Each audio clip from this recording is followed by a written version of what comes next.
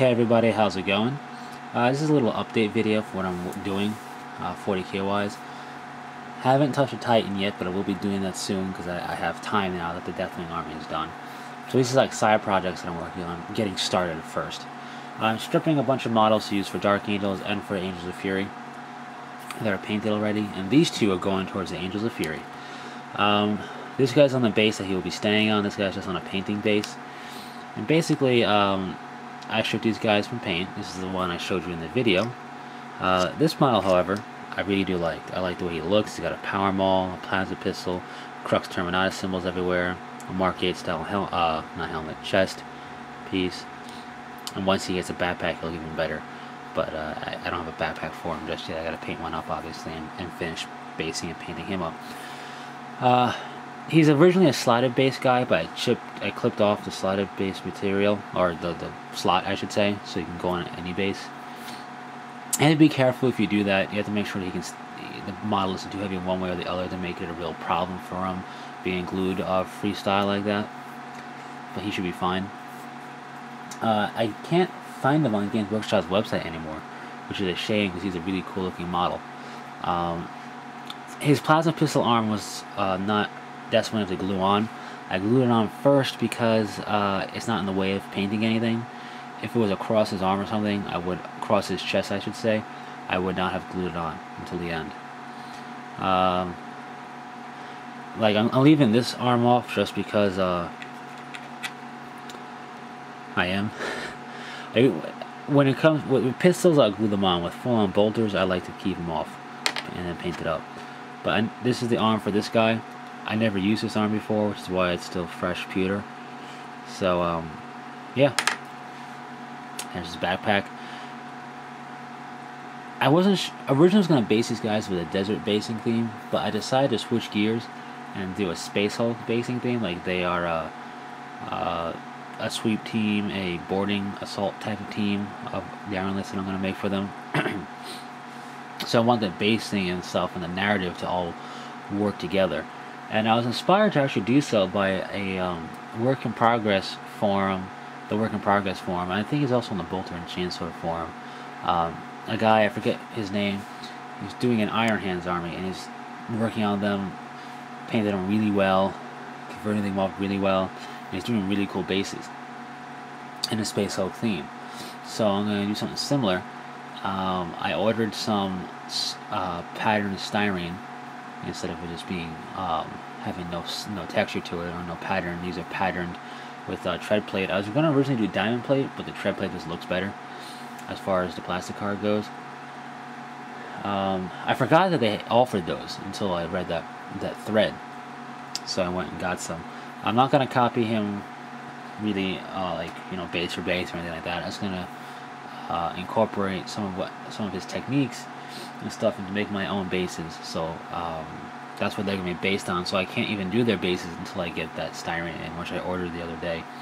So yeah, that'll be fun. I pretty much plan to make this army based around the Imperial Armor 9's Badab War Part 1, the rules for doing a boarding assault mission, or play style. So it's not going to have any vehicles or anything. It's going to be pretty much based on like doing a Space Hulk thing, so just infantry, pretty much. Maybe a dreadnought, like hold like your. I have ideas in mind for like making our own custom mission for it. So I'll go to that. I'll get into that later in a different video. So that's these guys, and over here we have a base. I had in order to strip models, I needed simple green. I ran out of simple green, so I went to go buy some at Home Depot. And I picked up Spackling paste, all-purpose Spackling paste. This is 8 fluid ounces. It costs around $4 or so. And I'm not using it for its real purpose. I'm using it for making bases, so I'm going to get a lot of use out of this. Pretty much this smear on some onto a base is what I did. I smeared some onto a base, and then I took flocking material, like the green flock. I took some small and medium-sized slate and stuck it in there, smushed it into the paste, let it fully harden or dry, whatever you want to call. I went over with glue just to seal it in, just in case, and then I painted it up. It's not done, the base, but I had to paint it up a little bit to get a feel for the texture so you can see it. I'm probably going to give it a wash or something, but I'm going for an urban rubble feel, and this is pretty ash and waste right now. But what I was going for with this one was I didn't want to utilize any of my bits in case this didn't work. I didn't want to ruin any bits. But now that it does work, I'm going to utilize bits for it.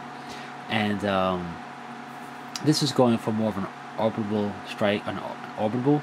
That's not even a word. An orbital. There we go. An orbital strike. Like the lance batteries and other ordnance weapons struck home on before the battlefield became a battlefield, you know, softening up the target. And now they're walking through the carnage, and this is kind of like what I imagine part of a crater might look like, all melted stone and stuff from a lance hit or whatever. So it'll fit in with urban rubble.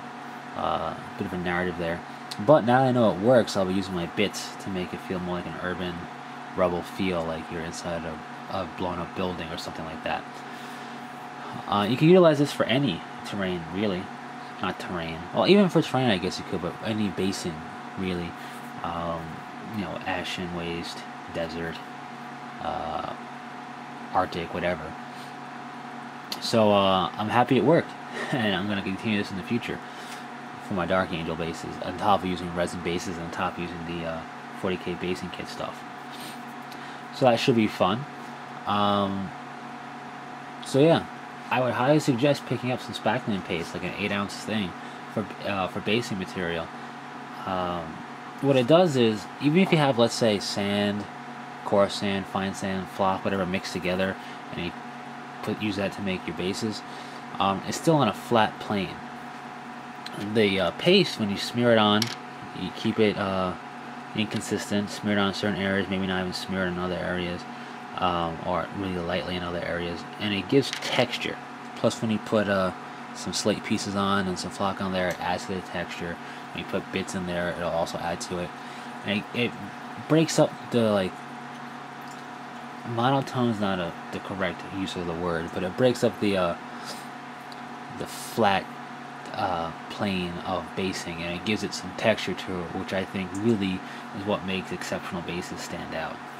And I'm guilty of not really giving much texture to my bases, so this will hopefully change that, you know, in conjunction with resin bases and whatnot, and the 40k basing kit materials. So yeah, that's pretty much it.